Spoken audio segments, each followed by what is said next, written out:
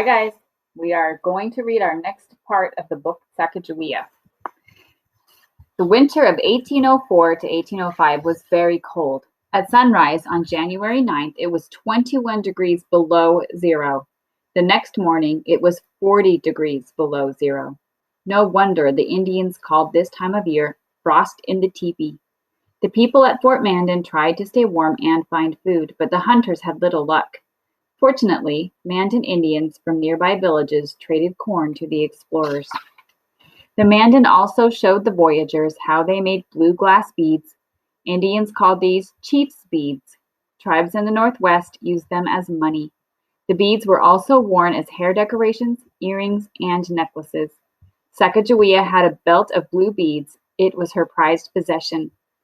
Early in April, Lewis and Clark sent some men and a barge back to President Jefferson. The boat carried souvenirs for the president. These included a prairie dog, 4 magpies, many newly discovered plants, and an Indian robe. In the meantime, the men at Fort Mandan were busy. They built new boats so they could continue their long journey to the ocean. The boats were loaded with food and other supplies. On April 7th, the voyagers, including Sacagawea, Charbonneau, and Pomp, left Fort Mandan. They rowed up the Missouri River in 6 small canoes and 2 pirogues. The pirogues were long, narrow rowboats with sails. As they paddled west, every traveler but one was leaving home farther behind. Only Bird Woman was heading toward home. For 5 years, she had not seen her family or friends. She had been enslaved, first by the Minatari, then by Charbonneau. Now, thanks to Lewis and Clark, she was heading back to the land of her birth. Would she meet her people there? Were her family and friends still alive?